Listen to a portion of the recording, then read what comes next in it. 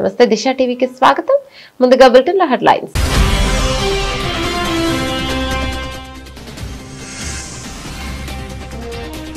నేడు Asia cup final. జోరు మీదున్న టీమిండియా, ఒత్తిడిలో పాకిస్తాన్.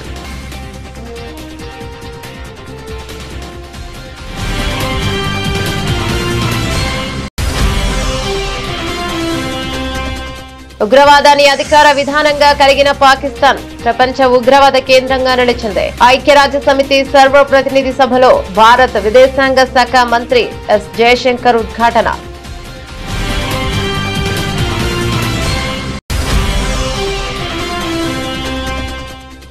ఐ లవ్ మహ్మద్ ప్రచారానికి మద్దతుగా పిలుపునిచ్చిన మతాధికారిని అరెస్ట్ చేసిన పోలీసులు. వ్యవస్థను అడ్డుకుంటామంటే గుణపాఠం చెప్పి తీరుతామన్న ముఖ్యమంత్రి యోగి ఆదిత్యనాథ్.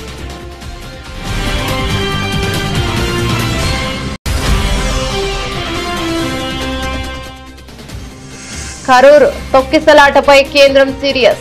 తమిళనాడు ప్రభుత్వానికి కీలక ఆదేశాలు. ఘటనపై దర్యాప్తునకు ఆదేశం. భద్రతా వైఫల్యాలపై విచారణ.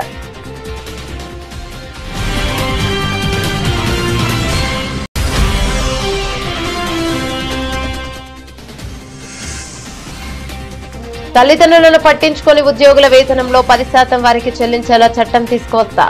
గ్రూప్ 1 విజేతలకు రేవంత్ రెడ్డి హెచ్చరిక.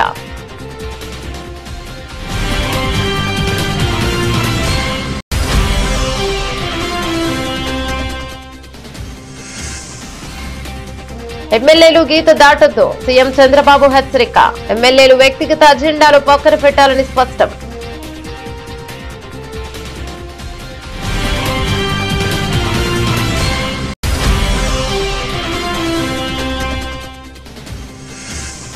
ప్రజల చేతికి కాంగ్రెస్ బాకీల చిట్ట.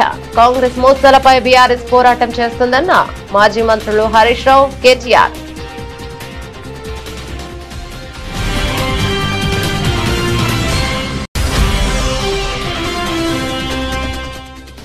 ఎంపీ మిథున్ రెడ్డి అక్రమ అరెస్టులో కనీస ఆధారాలు చూపలేని అసమర్థత ప్రభుత్వం అంటూ ధ్వజమెత్తిన మాజీ మంత్రి గుడివాడ అమర్నాథ్. ఇది ముమ్మాటికి కూటమి ప్రభుత్వం కక్ష సాధింపు చర్య అని వెల్లడి.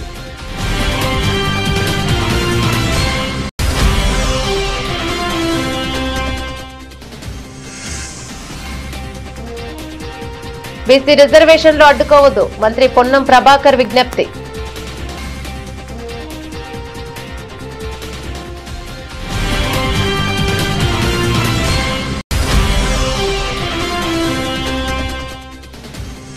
కామినేని శ్రీనివాస్, నందమూరి బాలకృష్ణ వ్యాఖ్యల వివాదంపై స్పందించిన ఆర్ నారాయణమూర్తి. చిరంజీవిని జగన్ అవమానించలేదని గౌరవించారని వివరణ.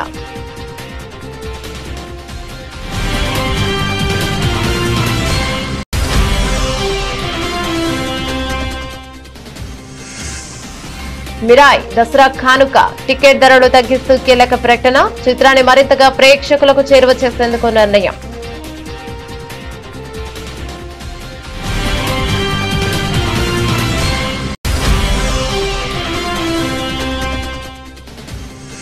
T20 క్రికెట్ లో పెను సంచలనం. విండీస్ ను ఓడించి చరిత్ర సృష్టించిన నేపాల్ 19 పరుగుల తేడాతో చారిత్రక విజయం నమోదు.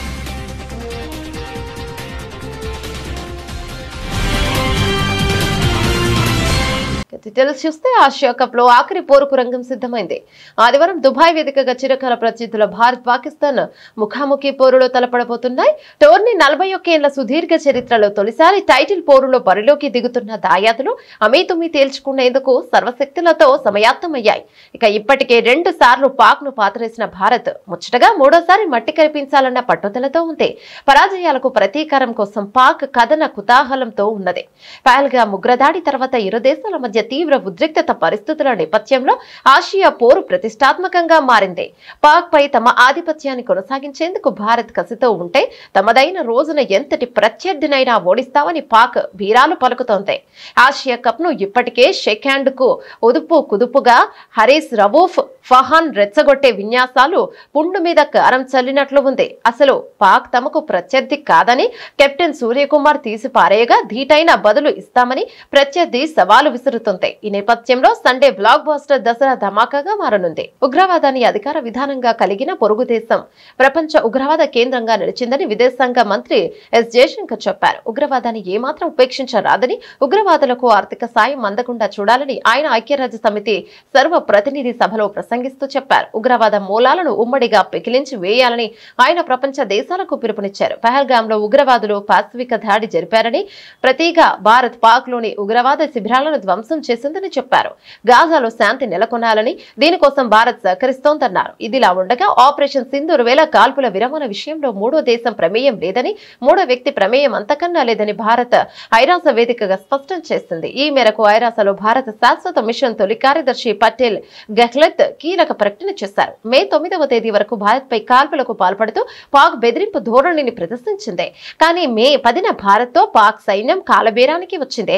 అయితే పాక్ ప్రధాని తమ దేశంలో ధ్వంసమైన రన్వేలు తమ విజయమని భావిస్తే వారు ఆనందించవచ్చు అని ఎద్దేవా చేశారు. India has confronted this challenge since independence, having a neighbor that is an epicenter of global terrorism. For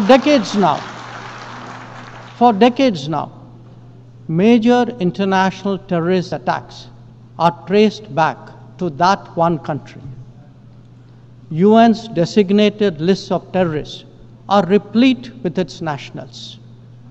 The most recent example of cross-border barbarism was the murder of innocent tourists in Pahalgam in April this year.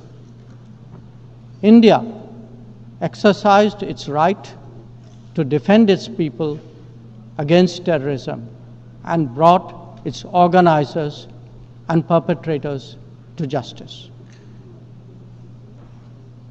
Because terrorism is a shared threat, Madam President, it is essential that there is much deeper international cooperation. When nations openly declare terrorism a state policy, when terror hubs operate on an industrial scale, when terrorists are publicly glorified, then such actions must be unequivocally condemned. The financing of terrorism must be choked, even as prominent terrorists are sanctioned. Relentless pressure must be applied on the entire terrorism ecosystem. Those who condone nations that sponsor terror will find that it comes back to bite them. Bharat approaches the contemporary world guided by three key concepts. One, Atmanirbharta or self-reliance. That means developing our own capabilities, building our own strengths, and nurturing our own talent. We see its results already, be it in manufacturing, in space programs, in pharma production, or in digital applications. Make, innovate, and design in India also benefit the world. Two, Atma Raksha or securing oneself. We remain determined to protect our people and secure their interests at home and abroad. That means zero tolerance for terrorism, robust defense of our borders, forging partnerships beyond, and assisting our community abroad. And three, Atma Vishwas or self-confidence. As the most populous nation, as a civilizational state, as a rapidly growing major economy, we are confident about who we are and what we will be. Bharat will always maintain its freedom of choice and will always be a voice of the global South. ఉత్తరప్రదేశ్లోని బరేలీలో పోలీసులు స్థానికుల మధ్య జరిగిన హింసాత్మక ఘటనపై ముఖ్యమంత్రి యోగి ఆదిత్యనాథ్ తీవ్ర హెచ్చరిక జారీ చేశారు. వ్యవస్థను ఎవరు అడ్డుకున్నా తమ ప్రభుత్వం అమలు చేసే శిక్ష కఠినంగా ఉంటుందని హెచ్చరించారు. శనివారం జరిగిన వికసిత్ యూపీ కార్యక్రమంలో ఆయన మాట్లాడుతూ ఐ లవ్ మహమ్మద్ ప్రచారానికి మద్దతుగా నిరసనకు పిలుపునిచ్చిన ఇత్తెహాద్ ఏ మిల్లత్ కౌన్సిల్ చీఫ్ మతాధికారి తౌకీర్ రజా ఖాన్ ను ఉద్దేశించి ముఖ్యమంత్రి ఈ వ్యాఖ్యలు చేశారు. నిన్న ఒక మౌలానా రాష్ట్రంలో ఎవరు అధికారంలో ఉన్నారో మరిచినట్లున్నారు. ఈ వ్యవస్థను ఎప్పుడు కావాలంటే అప్పుడు ఆపేస్తానని అనుకుంటున్నారేమో, కానీ మేం ఒక విషయం స్పష్టంగా చెప్పదలుచుకున్నాం. రోడ్ల దిగ్బంధం కావచ్చు, ఇక కర్ఫ్యూ కావచ్చు, అల్లర్లకు పాల్పడే ముందు ఒకటికి 2 సార్లు ఆలోచించుకునేలా మేం గట్టిగా గుణపాఠం చెప్పి తీరుతాం అని ముఖ్యమంత్రి హెచ్చరించారు. రాష్ట్రంలో 2017కు ముందు వ్యవస్థను నిలిపివేసే పరిస్థితి ఉండేదని, కానీ ఆ తర్వాత ఒక్క కర్ఫ్యూని కూడా తాము అనుమతించడం లేదని స్పష్టం చేశారు. అప్పటి నుంచి ఉత్తరప్రదేశ్ అభివృద్ధి కథ మొదలైందని అన్నారు. एक तरफ इस्लाम के में कहते हैं कि हम बुत परस्ती का विरोध करते हैं, ये उनका विषय है, उनका दर्शन है, उनकी फिलॉसफी है. हम तो मूर्ति पूजक हैं, हम मूर्ति पूजक हैं, भगवान की उपासना करते हैं. साकार ब्रह्म का भी और निराकार ब्रह्म की भी उपासना सनातन धर्म की इसकी इजाजत देता हमें. और इस्लाम का अनुयायी कहता है कि हम बुत परस्ती का विरोध करते हैं, उससे वे नफरत करते हैं. और दूसरी तरफ आई लव मोहम्मद कह करके अव्यवस्था और आगजनी तोड़फोड़ का सहारा ले रहे हैं. उन्हें मालूम है ये शारदीय नवरात्रि है, विजयादशमी का पर्व है, और शारदीय नवरात्रि को अगर अव्यवस्था पैदा करोगे, चंड मुंड बनकर के कार्य करोगे तो मां भगवती कभी बर्दाश्त नहीं करने वाली है. मां भगवती तो ऐसे चंड और मुंडों को रोकने का ही कार्य करती है. इसीलिए सभी सनातन धर्मावलंबी मां भगवती दुर्गा की पूजा इसीलिए करती है जिससे शक्ति अर्जित कर सके. आपका उपासना आपका विषय, अंतःकरण का विषय होना चाहिए, चौराहे पर प्रदर्शन करने का विषय नहीं होना चाहिए. और इसीलिए हम लोगों ने कहा कि धर्मस्थलों पर माइक बंद होने चाहिए. अपने परमिशंस में आप बजाइए, दूसरों का जीना हराम बंद करिए. और ये प्रतिबंध उत्तर प्रदेश में यथावत रहेगा, यथावत रहेगा.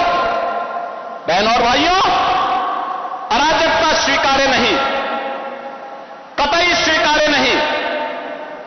हम सम्मान सबको देंगे, सुरक्षा सबको देंगे, लेकिन अगर किसी ने सुरक्षा के साथ खिलवाड़ करने का दुस्साहस किया, निर्दोष नागरिकों पर हमला किया, बेटी की सुरक्षा और व्यापारी के प्रतिष्ठानों में आगजनी करने का दुस्साहस किया, तो उसको ही नहीं, उसकी कई पीढ़ियों के सामने ऐसी कार्रवाई करेंगे कि उनके लिए एक नजीर बन जाएगा. తమిళనాడులోని కరూర్లో జరిగిన ఘోర తొక్కిసలాట ఘటనపై కేంద్ర హోంమంత్రిత్వ శాఖ తీవ్రంగా స్పందించింది. నటుడు విజయ్ ఏర్పాటు చేసిన రాజకీయ సభలో జరిగిన ఈ దుర్ఘటనలో 39 మంది ప్రాణాలు కోల్పోవడంపై దిగ్భ్రాంతిని వ్యక్తం చేస్తుంది. ఈ ప్రమాదానికి దారితీసిన పరిస్థితులు, సహాయక చర్యలపై పూర్తి వివరాలతో తక్షణమే నివేదిక సమర్పించాలని తమిళనాడు ప్రభుత్వాన్ని ఆదేశించింది. విజయ్ తన టీవీకే పార్టీ తరపున నిర్వహించిన బహిరంగ సభకు భారీ సంఖ్యలో ప్రజలు తరలొచ్చారు. సభ ప్రాంగణం జనంతో కిక్కిరిసిపోయిన సమయంలో ఒక్కసారిగా తోపులాట జరిగి తొక్కిసలాటకు దారితీసింది. ఊపిరాడక కింద పడిపోయి జనం కాళ్ళ కింద నలిగిపోవడంతో 39 మంది చనిపోగా మరో 46 మంది తీవ్రంగా గాయపడ్డారు. ఈ దుర్ఘటనపై ప్రధాని నరేంద్ర మోదీ తీవ్ర విచారం వ్యక్తం చేశారు. మృతుల కుటుంబాలకు ప్రగాఢ సానుభూతిని తెలిపారు. క్షతగాత్రులు త్వరగా కోలుకోవాలని ఆకాంక్షిస్తున్నట్లు ఆయన పేర్కొన్నారు. సభా ప్రాంగణంలో ఉన్నట్టుంటే జనం ముందుకు తోసుకురావడంతోనే ఈ ఘోరం జరిగిందని ప్రత్యక్ష సాక్షులు చెబుతున్నారు. భద్రతా వైఫల్యాలు, నిర్వాహకుల లోపాలపై అధికారులు దర్యాప్తు ప్రారంభించారు. ఇటీవలి కాలంలో రాజకీయ సభలో జరిగిన అతిపెద్ద విషాదాల్లో ఒకటిగా ఈ ఘటన నిలిచింది. తల్లిదండ్రులను పట్టించుకుని ఉద్యోగుల వేతనంలో 10% వారికి చెల్లించేలా చట్టం తీసుకువస్తామని గ్రూప్ 1 కు ఎంపికైన ఉద్యోగులను తెలంగాణ ముఖ్యమంత్రి రేవంత్ రెడ్డి హెచ్చరించారు. హైదరాబాద్ లోని శిల్పకళా వేదికలో గ్రూప్ 1 విజేతలకు ముఖ్యమంత్రి నియామక పత్రాలను అందజేశారు. ఈ సందర్భంగా ముఖ్యమంత్రి మాట్లాడుతూ గ్రూప్ 1 పరీక్షలకు 3 లక్షల మందికి పైగా పోటీ పడగా 562 మంది ఎంపికయ్యారని తెలిపారు. ఎంపికైన ఉద్యోగులు ఎవరూ తల్లిదండ్రులను నిర్లక్ష్యం చేయవద్దని సూచించారు. ఒకవేళ తల్లిదండ్రులను పట్టించుకునే పక్షంలో వారి వేతనంలో 10% తల్లిదండ్రులకు అందేలా చట్టం తీసుకువస్తారు వస్తామని స్పష్టం చేశారు. అంతేకాకుండా తాను డబ్బులు తీసుకుని గ్రూప్ 1 ఉద్యోగాలు అమ్ముకున్నానని కొందరు దుష్ప్రచారం చేస్తారని ఆయన ఆవేదన వ్యక్తం చేశారు. ఈ కుట్ర వెనుక కోచింగ్ సెంటర్ల హస్తం ఉందని ఆయన ఆరోపించారు.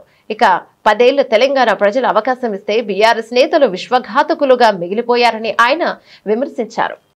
యువకుల యొక్క తల్లిదండ్రులకు మనస్ఫూర్తిగా నేను అభినందనలు తెలియజేస్తున్నా. మీరు కన్న కలలు నిజం కాబోతున్నాయి. ఇక్కడ ఉన్న వాళ్ళందరూ కూడా తల్లిదండ్రులను మంచిగా చూసుకోండి అని సూచన చేస్తున్నా. తల్లిదండ్రులను మంచిగా చూసుకోకపోతే తొందరలోనే చట్టం తెస్తున్నా. 10% మీ జీతం కోసి చక్కగా మీ తల్లిదండ్రుల ఖాతాలు వేస్తా.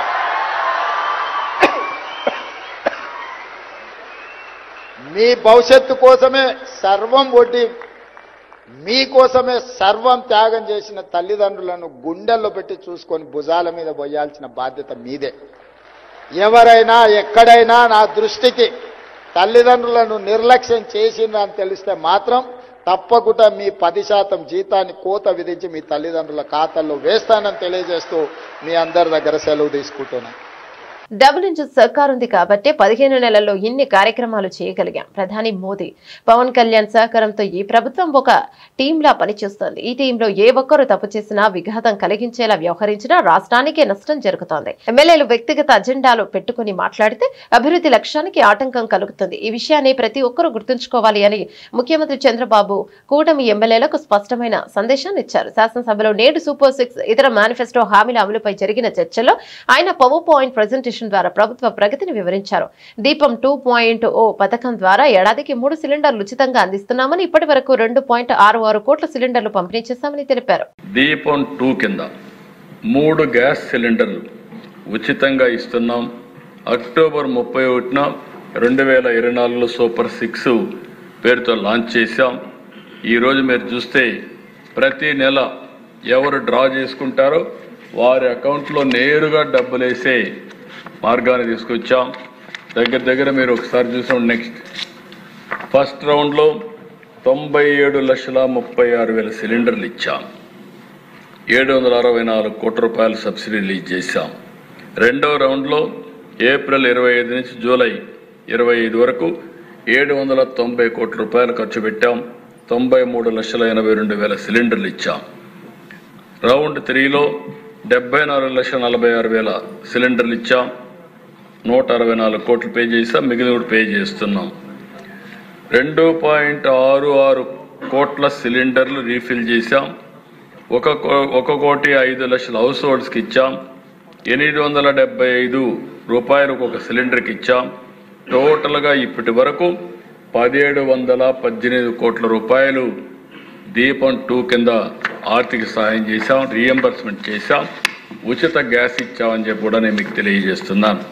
అధికారం కోసం అడ్డమైన హామీలు ఇచ్చి గద్దెనెక్కిన తర్వాత వాటిని గాలి కొదిలేసిన కాంగ్రెస్ ప్రభుత్వ మోసాలపై బీఆర్ఎస్ పార్టీ తీసుకొచ్చిన కాంగ్రెస్ బాకీ కార్డు ప్రజల చేతుల్లో పాశుపతాస్త్రం అని BRS party working president K Taraka Ramarao పేర్కొన్నారు. అసెంబ్లీ ఎన్నికల ముందు ఇచ్చిన గ్యారంటీలను తుంగలో తొక్కిన కాంగ్రెస్ సర్కార్ రాష్ట్రంలోని ఏ వర్గానికి ఎంతెంత బాకీ పడిందో లెక్కలతో సహా ప్రజల ముందుంచేందుకు తాము కాంగ్రెస్ బాకీ కార్డు ఉద్యమాన్ని మొదలుపెట్టినట్లు తెలిపారు. జూబ్లీహిల్స్ ఉప ఎన్నిక, స్థానిక సంస్థ ఎన్నికల ప్రచారానికి వచ్చే కాంగ్రెస్ నేతలను బాకీ కార్డు చూపించి నిలదీయాలని ప్రజలకు విజ్ఞప్తి చేశారు. రాష్ట్రంలోని ప్రతి ఇంటికి తలుపు తట్టి కాంగ్రెస్ బాకీల బండారాన్ని ప్రజలకు వివరిస్తామని స్పష్టం చేశారు. కాంగ్రెస్ ఇచ్చిన గ్యారంటీ కార్డుకు విరుగుడే ఈ బాకీ కార్డు అని స్పష్టం చేశారు. తెలంగాణ భవన్ లో మాజీ మంత్రులతో కలిసి బాకీ కార్డు సపోర్టును కేటీఆర్ విడుదల చేశారు. ఈ సందర్భంగా ఆయన మాట్లాడుతూ కాంగ్రెస్ చేసిన మోసాలే నేడు ప్రజల చేతుల్లో పాశుపదాస్త్రాలుగా మారాయని అన్నారు. రాబోయే పంచాయతీ జూబ్లీహిల్స్ ఉప ఎన్నికలో ఆ పార్టీకి తగిన బుద్ధి చెప్పాలని ప్రజలకు పిలుపునిచ్చారు. రేవంత్ రెడ్డి గారు కూడా ఆ రోజు గ్యారంటీ కార్డుల కంటే కూడా రెచ్చిపోయి చెప్పిండు. అవ్వకిస్తాం, కోడలికి ఇస్తామన్నాడు. ఇద్దరికీ పెన్షన్ ఇస్తామన్నారు. రైతుకి ఇస్తాం, కౌలు రైతుకు ఇస్తాం, ఇద్దరికీ ఇస్తామన్నాడు. ఎన్నికల ముందేమో రజనీకాంత్ లెక్క మాట్లాడిండు. ఎన్నికలు అయినాక రేవంత్ రెడ్డి గజనీకాంత్ లాగా మారిపోయింది. ఈరోజు ఇవాళ ఇప్పుడు అన్ని కటింగ్లే, ఏది చూసినా కటింగ్లే పెడుతుండు. ఎట్లా ఉందంటే చీఫ్ మినిస్టర్ అంటే చీఫ్ మినిస్టర్ రేవంత్ రెడ్డి కాదిన cutting minister, cutting master Revanth Reddy అయిపోయింది. ఈయన చీఫ్ మినిస్టర్ రేవంత్ రెడ్డి కాదు, కటింగ్ మాస్టర్ రేవంత్ రెడ్డి. రెండు రకాల కటింగ్లు. ఒకటేమో కేసీఆర్ గారు ప్రభుత్వం ప్రారంభించిన మంచి పనులు, బీఆర్ఎస్ ప్రభుత్వం చేపట్టినటువంటి కార్యక్రమాలకు భవనాలకు కానీ ఆసుపత్రులకు కానీ స్కూళ్ళకు కానీ కాలేజీలకు కానీ ఫ్లైఓవర్లకు కానీ బ్రిడ్జిలకు కానీ ఎస్టీపీలకు కానీ రిబ్బన్ కటింగ్ చేస్తుడు పోయి. ఒకటేమో రిబ్బన్ కటింగ్, ఇంకోటేమో కేసీఆర్ గారు ప్రారంభించిన మంచి పథకాలు ఉంటే వాటిలో కటింగ్ పెట్టుడు. Like Kalyana Lakshmi cutting, KCR kit cutting, nutrition kit cutting, CM breakfast స్కీమ్కు కటింగు, ఫీజు రియంబర్స్మెంట్కు కటింగు, బతుకమ్మ చీరలకు కటింగు, దళిత బంధు కటింగు, అన్ని కటింగులు పెట్టుడు. అయితే రిబ్బన్ కటింగు లేకపోతే సంక్షేమ పథకాలకు కటింగు. ఇంతకు మించి రేవంత్ రెడ్డి చేసిన ఏముంది? కాంగ్రెస్ మోసమే ఇవాళ తెలంగాణ ప్రజల చేతుల్లో ఒక పాశుపతాస్త్రం. కాంగ్రెస్ చేసిన దోకానే మీకు సరైన మోకానిచ్చింది. ఇప్పుడు పంచాయతీ ఎన్నికల్లో అట్లాగే జూబ్లీ హిల్స్ ఎన్నికల్లో మీకు బ్రహ్మాండమైన మోకా కూడా ప్రజలకు దక్కింది. అది చెప్పడానికే ఇవాళ ఈ బాకీ కార్డు, ఏ వర్గానికి కాంగ్రెస్ ప్రభుత్వం ఎంత బాకీ పడ్డది, ఏ వర్గం ఎంత ఇవాళ కాంగ్రెస్ నుంచి నిగ్గదీసి ఖచ్చితంగా అడిగి తీసుకోవాలనే విషయం గుర్తు చేయడానికే ఈ బాకీ కార్డులకు రూపకల్పన చేయడం జరిగింది. ఈ కార్డులు రేపటి నుంచి ఇంటింటికి, రాష్ట్రంలోని ప్రతి ఇంటికి తీసుకొచ్చే కార్యక్రమాన్ని, తీసుకొని పోయే కార్యక్రమాన్ని బీఆర్ఎస్ పార్టీ సైనికులు, కేసీఆర్ గారి సైనికులు రేపు పొద్దున్న నుంచే చేస్తాం. పెద్ద స్థాయి నాయకులు, రాష్ట్ర స్థాయి నాయకుల నుంచి మొదలు పెడితే క్షేత్రస్థాయి నాయకుల దాకా, కార్యకర్తల దాకా, గ్రామ స్థాయిలో, వార్డు స్థాయిలో అందరం కూడా మరి ఇదే మీ చేతుల్లో ఉండే అస్త్రంగా రేపటి నుంచి దీన్ని మీరు ఇంటింటికి తీసుకొని పోవాలని చెప్పి నేను హృదయపూర్వకంగా కోరుతా ఉన్నా. ఎన్నికల్లో గెలవడం కోసం అడ్డగోలు హామీలు ఇచ్చి వాటిని 100 రోజుల్లో అమలు చేస్తామని బాండ్ పేపర్లు రాసిచ్చి ఇవాళ మోసమే కాంగ్రెస్ నైజంగా మళ్ళొక్కసారి తేలిపోయింది. కాబట్టి 100 రోజులు కాదు 700 రోజులైనా కూడా ఈ ప్రభుత్వం హామీలు నిలబెట్టుకునే పరిస్థితి లేదు. కాబట్టే ఈ బాకీ కార్డును మనం తయారు చేసి ఇంటింటికి పంపుతా ఉన్నాం. ఎన్నికల్లో ఇచ్చిన హామీలను అమలు చేయలేక వాటి నుంచి ప్రజల దృష్టిని మార్చడానికి కూటమి ప్రభుత్వం వైఎస్ఆర్సీపీ నేతల అక్రమ అరెస్టులకు పాల్పడుతోందని మాజీ మంత్రి గుడివాడ అమర్నాథ్ ఆగ్రహాన్ని వ్యక్తం చేశారు. లిక్కర్ కేసులో ప్రభుత్వం అక్రమంగా అరెస్టు చేసిన ఎంపీ మిథున్ రెడ్డిని రాజమండ్రి కేంద్ర కారాగారంలో పరామర్శించిన అనంతరం మీడియాతో మాట్లాడుతూ ఎలాంటి ఆధారాలు లేకపోయినా ఎంపీ మిథున్ రెడ్డిని అరెస్టు చేసి 65 రోజులు జైల్లో ఉంచడంపై మండిపడ్డారు. ప్రభుత్వం చేస్తున్న ఈ కక్ష సాధింపు చర్యలకు తగిన మూల్యం చెల్లించుకోక తప్పదని హెచ్చరించారు. పార్లమెంట్ సభ్యులైనటువంటి మిథున్ రెడ్డి గారిని అక్రమంగా పెట్టినటువంటిది ఒక ఫ్యాబ్రికేటెడ్ కేసులో దాదాపు 65 పైచిలకు రోజులుగా సెంట్రల్ జైల్లో, రాజమండ్రి సెంట్రల్ జైల్లో వారిని రిమాండ్ లో పెట్టినటువంటి విషయం మీ అందరూ కూడా చూస్తా ఉన్నారు. ఎవరో ఓరల్ గా చెప్పినటువంటి ఒక స్టేట్మెంట్ ని ఆధారంగా తీసుకొని ఆయన మీద తప్పుడు కేసు బనాయించి అక్రమంగా ఆయన్ని రిమాండ్ లోకి తీసుకొని ఈ రోజుకి ఒక్క ఎవిడెన్స్ కూడా బిల్డప్ చేయకుండా, ₹1 ఏదైనా అక్రమం జరిగిందా అనేటువంటిది కనీసం బిల్డప్ చేయకుండా, ప్రూవ్ చేయలేక కేవలం కక్షపూరితంగా పెద్దిరెడ్డి రామచంద్రారెడ్డి గారి కుటుంబాన్ని ఏదో రకంగా ఇబ్బంది పెట్టాలనేటువంటి ఉద్దేశంతో చేస్తున్నటువంటి కార్యక్రమంగా కనబడతా ఉంది. సహజంగా ఒక కేసు బనాయించాలన్నా, ఆ కేసులో ఎవరన్నా ముద్దాయిలుంటే వారిని శిక్షించాలన్నా కనీసం ఏదో ఒక ఆధారం అనేటువంటిది ఆ డిపార్ట్మెంట్ కి, కన్సర్న్డ్ ఇన్వెస్టిగేషన్ ఏజెన్సీ ఏదైతే ఉందో ఆ ఏజెన్సీకి కనీసం ఆధారాలు అనేటువంటి దొరకాలి. ఇప్పుడే వారితో మాట్లాడాం. వారు చాలా ధైర్యంగా ఉన్నారు. పార్టీ క్యాడర్ గానీ, పార్టీ కార్యకర్తలకు గానీ నేను ధైర్యంగా ఉన్నాననేటువంటి విషయాన్ని కూడా వారు చెప్పమన్నారు. ఏ తప్పు చేయనటువంటి దానికి నేను శిక్ష అనుభవించినప్పటికీ పార్టీ కోసం నేను అన్ని భరిస్తాను, ఏ రకమైనటువంటి ఇబ్బంది లేదు అనేటువంటి మాట కూడా వారు చాలా ధైర్యంగా చెప్పడం జరిగింది. వారిని గత 5 సంవత్సరాలు 2019-24 మధ్యలో వారి కంపెనీలకు సంబంధించి గానీ, వారి పర్సనల్ అకౌంట్స్ కి సంబంధించి గానీ అన్ని రికార్డ్స్ అడిగారు, అన్ని బ్యాంక్ స్టేట్మెంట్స్ అడిగారు, వారు ప్రొడ్యూస్ చేశారు. లేదు 2019-24 కాదు 2014 నుంచి ఇవ్వండి రికార్డ్స్ అని అడిగారు, అవి ప్రొడ్యూస్ చేశారు.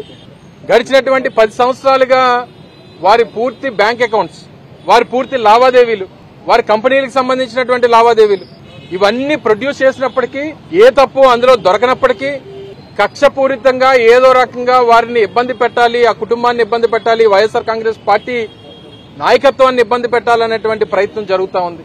ఎవరైతే ఈ ఓరల్ గా పలానా వాళ్ళు అని పేరు చెప్పినటువంటి వారేమో బయట ఉన్నారు.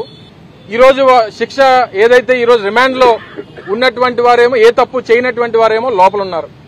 కేవలం పేర్లు చెప్పినందుకు వారు బయట తిరుగుతూ ఉన్నారు. ఈరోజు అధికారంలో ఉన్నటువంటి పార్టీ వారు కొమ్ము కాస్తా ఉంది. అన్ని రకాలుగా కూడా వారు ఈ రోజు బయట తిరిగేటువంటి అవకాశం, వారు స్వేచ్ఛగా వారికి చెప్పినట్టు ఎవరో 4 పేర్లు చెప్పేస్తే, ఒక గుడివాడ అమర్నాథ్ పేరో లేకపోతే ఇంకొకరి పేరో చెప్పేస్తే మేము బయట తిరగొచ్చానంటే ఏదో సాక్ష్యం చెప్పించేయడం, వాళ్ళు ఇచ్చినటువంటి స్టేట్మెంట్ ఆధారంగానే మాలాంటి వాళ్ళందరినీ అరెస్టులు చేసేయడం.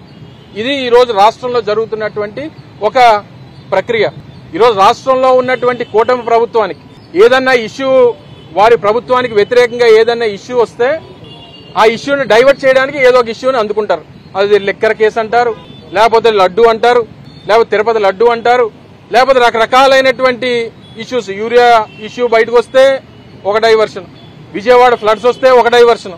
ఇలా వారికి డైవర్షన్ కావాల్సినటువంటి ప్రతి సమయంలో ఎవరొకరి మీద కేసు పెట్టడం, వాళ్ళని ఇరికించడం, వాళ్ళని బంధించడం ప్రజల తాలూకా ఉద్దేశాన్ని. బీసీలకు 42% రిజర్వేషన్లు పెంచుతూ ప్రభుత్వం జారీ చేసిన జీవోకు వ్యతిరేకంగా న్యాయపరమైన సమస్యలు సృష్టించి బలహీన వర్గాల నోటికాడి ముద్ద లాగొద్దని బీసీ సంక్షేమం రవాణా శాఖ మంత్రి పొన్నం ప్రభాకర్ కోరారు. బీసీలకు రిజర్వేషన్లు ఇవ్వడం వల్ల ఎస్సీ ఎస్టీలకు రాజ్యాంగబద్దంగా వచ్చిన రిజర్వేషన్లకు ఎలాంటి ఇబ్బందులు ఉండవన్నారు. గతంలో ఆర్థికంగా వెనుకబడిన వర్గాలకు ఈడబ్ల్యూఎస్ కేంద్రం 10% రిజర్వేషన్లు ఇచ్చినప్పుడు ఎవరు వ్యతిరేకించలేదని అన్నారు. ఒకవేళ రాష్ట్రాలు పంపిన ప్రతిపాదనలు గవర్నర్, రాష్ట్రపతి దగ్గర పెండింగ్ లో ఉంటే ఆ ప్రతిపాదనల్ని అమలు చేసుకోవచ్చని ఇటీవల తమిళనాడు కోర్టు తీర్పుపై సైతం ఇదే విషయాన్ని స్పష్టం చేసిందని గుర్తు చేశారు. గవర్నర్లు, రాష్ట్రపతులు ఒకవేళ రాష్ట్రాల ప్రతిపాదనలు పెండింగ్ లో ఉంటే ఇటు టీమ్స్ వాటిని అమలు చేసుకోవచ్చు అనేటువంటి చెప్పిన దాని ప్రకారంగా, ఆ ప్రియాంబుల్ ప్రకారంగా ఇవాళ రాష్ట్ర ప్రభుత్వం తెలంగాణ గెజిట్ నెంబర్ ఆ చట్టం 3(4) ప్రకారంగా 42% రిజర్వేషన్లకు సంబంధించి చట్టాన్ని జీవో తీసుకొచ్చడం, జీవో నెంబర్ 9 ద్వారా.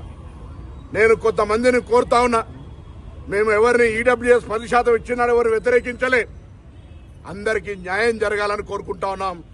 ఇందులో రాజ్యాంగబద్దంగా ఉన్నటువంటి ఎస్సీల రిజర్వేషన్లకు ఎక్కడ ఇబ్బంది జరగదు, రాజ్యాంగబద్దంగా ఉన్న ఎస్టీలకు ఎక్కడ రిజర్వేషన్ ఇబ్బంది కలగదు, కేంద్ర ప్రభుత్వం ఇచ్చిన 10% ఈడబ్ల్యూఎస్ కూడా ఇబ్బంది జరగదు.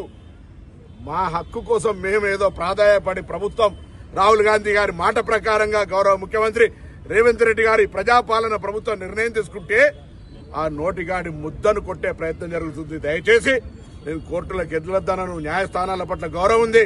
కానీ ఇప్పటికే తమిళనాడులో కూడా 69% రిజర్వేషన్ జరుగుతుంది. కొత్త కాదు, ఎవరి హక్కును గుంజుకుంటున్నది కాదు. కాబట్టి వారందరికీ మరొకసారి తెలంగాణ ప్రభుత్వం పక్షాన బలహీన వర్గాల బిడ్డగా, బలహీన వర్గాల మంత్రిగా ప్రజాస్వామ్యంలో ఆనాడు తెలంగాణకు సకల జనులు ఎట్లా కొట్లాడుకున్నారో ఇవాళ ప్రభుత్వం ఇస్తున్న ఈ యొక్క 42% రిజర్వేషన్ కాపాడుకునే బాధ్యత తెలంగాణ సమాజం మీద ఉన్నది.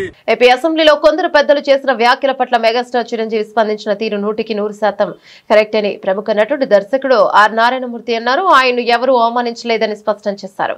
గతంలో వైఎస్ జగన్ ముఖ్యమంత్రిగా ఉన్నప్పుడు సినీ పరిశ్రమ సమస్యలపై చర్చించేందుకు జరిగిన సమావేశాన్ని నారాయణమూర్తి గుర్తు చేసుకున్నారు. కరోనా మహమ్మారి కారణంగా పరిశ్రమ భవిష్యత్తు ఏమిటోనన్న ఆందోళన నెలకొన్నప్పుడు చిరంజీవి చొరవ తీసుకుని అప్పటి సీఎం జగన్ తో సమావేశం ఏర్పాటు కృషి చేశారు. చిరంజీవి ఫోన్ చేసి ఆ భేటీకి నన్ను కూడా పిలిచారు. ఆ క్లిష్ట సమయంలో పరిశ్రమకు అండగా నిలిచిన చిరంజీవికి సల్యూట్ చేస్తున్నానని నారాయణమూర్తి వివరించారు. ఆ సమావేశంలో చిరంజీవిని ఎవరూ అవమానించలేదని, జగన్ ఆయన్ను గౌరవించారని నారాయణమూర్తి స్పష్టం చేశారు. జగన్ గారు చిరంజీవిని కానీ మరెవరిని కానీ అవమానించలేదు. మా సమస్యలను ఓపిగ్గా విని పరిశ్రమకు ఏం కావాలో అది చేస్తామని సానుకూలంగా హామీ ఇచ్చారని తెలిపారు. మన ఆంధ్రప్రదేశ్ ప్రభుత్వ అసెంబ్లీలో కొద్దిమంది పెద్దలు చేసిన కామెంట్స్ పై మెగాస్టార్ చిరంజీవి గారు స్పందించిన విధానం ఏమైతుందో అది సత్యం, 100% సత్యం, 100% సత్యం. అప్పుడు వైఎస్ జగన్మోహన్ రెడ్డి గారి హయాంలో ఆయన సీఎంగా ఉన్నప్పుడు, పేరు నాని గారు సినిమాటోగ్రఫీ మంత్రిగా ఉన్నప్పుడు ఇండస్ట్రీ నుంచి చిరంజీవి గారితో పాటు చాలా మందిని వారు ఆహ్వానించారు. అందులో నేను కూడా ఒకండి. చిరంజీవి గారు మాట్లాడుతూ ఆర్ నారాయణమూర్తి కూడా వచ్చాడు మాతో అన్నారు. కాబట్టి చాలా మంది మీలాంటి మిత్రులు నన్ను ఈవేళ అక్కడ ఏం జరిగిందని అడుగుతున్నారు. కాబట్టి చెప్పాల్సిన బాధ్యత నాపై ఉంది. కాబట్టి నేను చెప్తున్నా, సత్యం చెప్తున్నాను మీకు. జగన్మోహన్ రెడ్డి గారి గవర్నమెంట్ మా సినిమా కళాకారులు కానీ, చిరంజీవి గారిని కానీ ఎవరిని కూడా అవమానించలేదు, చాలా గౌరవించారు. సత్యం. ఎందుకంటే కోవిడ్ కష్టకాలంలో సినిమా రంగం ఏమైపోద్ది అని భయోందనతో ఉన్న దశలో పరిశ్రమ పెద్దలందరూ కలిసి చిరంజీవి గారిని కలిశారు. పరిశ్రమ పెద్దగా ఆయన భావించి, ఆయన గౌరవించి నన్ను ఆహ్వానించారు. చిరంజీవి గారు స్వయంగా నాకు ఫోన్ చేశారు కూడా. అదే సంస్కారం. అప్పుడు నేను ఢిల్లీలో ఉన్నా. నారాయణమూర్తి ఇండస్ట్రీ చాలా క్లిష్ట పరిస్థితిలో ఉంది. భారీ చిత్రాలతో పాటు సగటు సినిమా తీసిన ఇలాంటి వాడు అందరూ కూడా రావాలి, మీ ఒపీనియన్స్ చెప్పాలి, మనందరం ప్రభుత్వాన్ని కలవాలి, ప్రభుత్వం నుంచి మనకి ఏ సహాయ శాఖలు వస్తాయో మనం స్వీకరించాలి, మనం విన్నవించాలి అని చిరంజీవి గారు చెప్పడం, అందరూ మీట్ అవ్వడం చిరంజీవి గారి ఇంట్లోనే ఇది జరిగింది. అప్పుడు అనేక మంది వారి యొక్క అభిప్రాయాన్ని చెప్పారు. ఆయన్ని తీసుకుని మన సీఎం గారితో నేను చెప్పారు, వారు సీఎం గారితో మాట్లాడారు స్వయంగా. అలాగే నేను కూడా పేరు నాని గారిని వెళ్ళి విజ్ఞప్తి చేశాను బందర్లో. అలా చాలా మంది విజ్ఞప్తి చేశారు. ముఖ్యంగా చిరంజీవి గారు తీసుకున్న రోలు సెల్యూట్, హోల్ హార్టెడ్ టెలింగ్. పరిశ్రమ పెద్దగా వాట్ ది బెస్ట్ రోల్ ఈ ప్లేడ్ దట్ డే. ఆయన ఎవరు అవమానించాల, తను గౌరవించారు. మమ్మల్ని ఎవరు అవమానించాల, తను గౌరవించారు. మేమందరూ అటు వెళ్ళాం, సమస్యలను చెప్పాం. సీఎం జగన్మోహన్ రెడ్డి గారు సానుకూలంగా స్పందించారు. పేరు నాని గారితో మాట్లాడి ఏం కావాలో మొత్తం తీసుకోండి అన్ని మనం చేద్దాం అని కూడా చెప్పారు. ఇది జరిగిన సత్యం అండి, ఇది జరిగిన సత్యం. ఓకే, ఆ సమస్యలు ఇంకా ఉన్నాయి, స్టిల్ ఇట్స్ గోయింగ్ ఆన్. ఆయన ప్రభుత్వం ఇప్పుడు లేదు, ఇప్పుడు మన చంద్రబాబు నాయుడు గవర్నమెంట్ వచ్చింది. ఇప్పుడు ఈ గవర్నమెంట్ లో ఆనాడు ఎక్కడ ప్రియాంబుల్, గత గవర్నమెంట్ లో ఏ ప్రియాంబుల్ ఉందో, ఏ ప్రజలకి ఏ సమస్యలు ఉన్నాయో, ఏ ఇండస్ట్రీకి, cinema industry, anybody anything else, వాళ్ళకి ఏ సమస్యలు ఉన్నాయో అకార్డింగ్ టు ప్రియాంబుల్ గత ప్రభుత్వంలో ప్రజలు విన్నవించుకున్న విన్నపాలు ఏమైతే ఉన్నాయో ఆ విన్నపాలని ఇప్పుడు, ఆ సమస్యలు ఇప్పుడున్న ప్రభుత్వం చంద్రబాబు నాయుడు హయాంలో నెరవేర్చాలని, దానికి సినిమాటోగ్రఫీ మంత్రి గారు దుర్గేష్ గారు సహకరించాలని, మన తెలుగు ఇండస్ట్రీ నుంచి వెళ్లి ఇవాళ డిప్యూటీ సీఎంగా ఉన్న పవన్ కళ్యాణ్ గారు చొరవ తీసుకోవాలని నేను విజ్ఞప్తి చేస్తూ, మా సమస్యల్ని, మన పరిశ్రమ సమస్యల్ని క్లియర్ చేయాల్సిందిగా మనస్ఫూర్తిగా వారిని కోరుకుంటున్నాం. Thanks a lot. Mirai Dasara కానుకను ప్రకటించింది. దసరా పండుగ సందర్భంగా టికెట్ ధరలను తగ్గిస్తున్నట్టు చిత్ర బృందం వెల్లడించింది.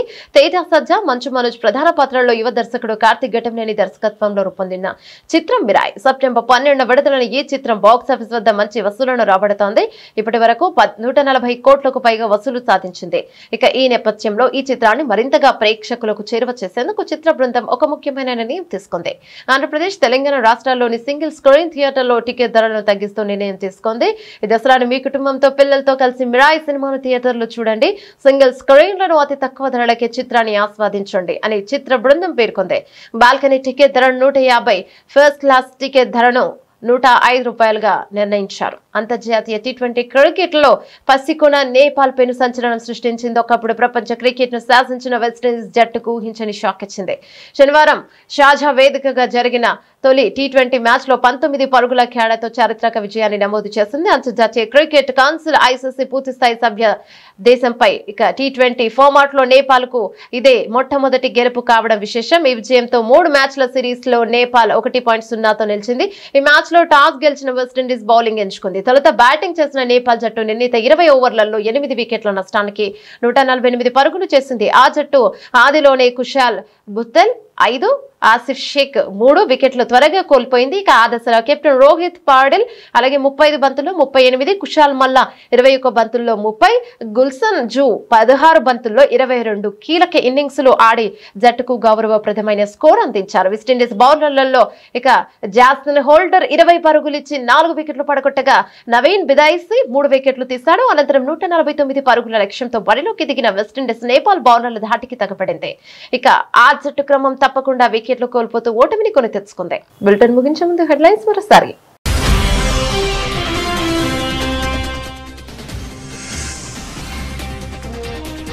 నేడు ఆసియా కప్ ఫైనల్, జోరు మీదున్న టీమిండియా, ఒత్తిడిలో పాకిస్తాన్.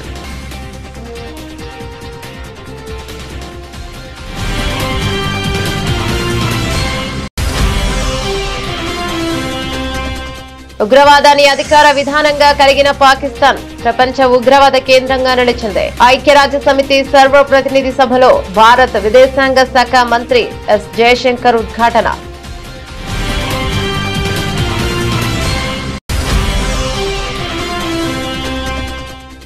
ఐ లవ్ మహ్మద్ ప్రచారానికి మద్దతుగా పిలుపునిచ్చిన మతాధికారిని అరెస్ట్ చేసిన పోలీసులు.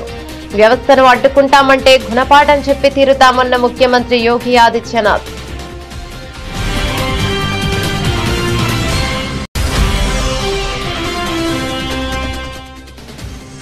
కరూరు తొక్కిసలాటపై కేంద్రం సీరియస్, తమిళనాడు ప్రభుత్వానికి కీలక ఆదేశాలు. ఘటనపై దర్యాప్తునకు ఆదేశం, భద్రతా వైఫల్యాలపై విచారణ.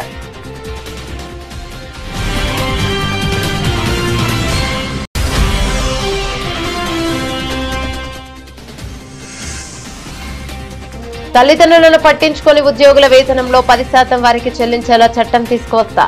గ్రూప్ 1 విజేతలకు రేవంత్ రెడ్డి హెచ్చరిక.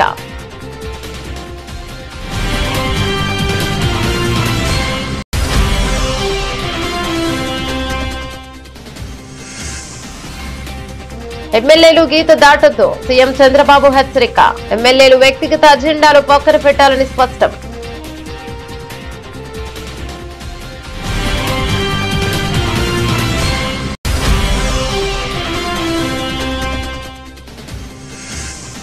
ప్రజల చేతికి కాంగ్రెస్ బాకీల చిట్ట. కాంగ్రెస్ మోసాలపై బీఆర్ఎస్ పోరాటం చేస్తుందన్న మాజీ మంత్రులు హరీష్ రావు, కేటీఆర్.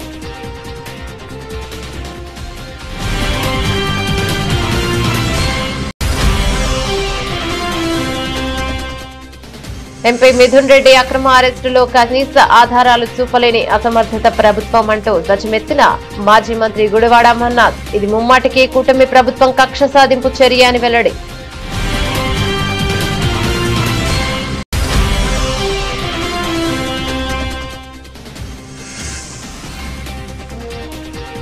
బీసీ రిజర్వేషన్లు అడ్డుకోవద్దు, మంత్రి పొన్నం ప్రభాకర్ విజ్ఞప్తి.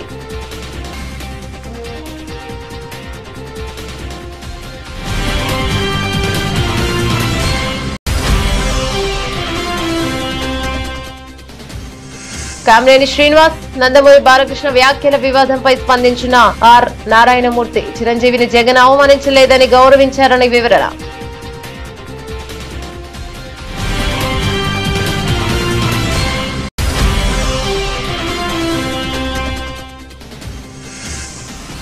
మిరాయ్ దసరా కానుక టికెట్ ధరలు తగ్గిస్తూ కీలక ప్రకటన. చిత్రాన్ని మరింతగా ప్రేక్షకులకు చేరువ చేసేందుకు నిర్ణయం.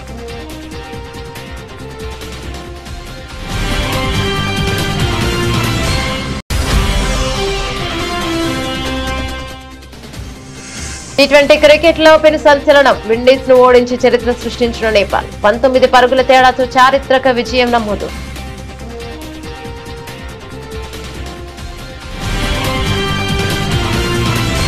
ఇవి బులెటిన్ డీటెయిల్స్. మరో బులెటిన్లో మళ్ళీ కలుద్దాం. అందరికి సెలవు. నమస్తే.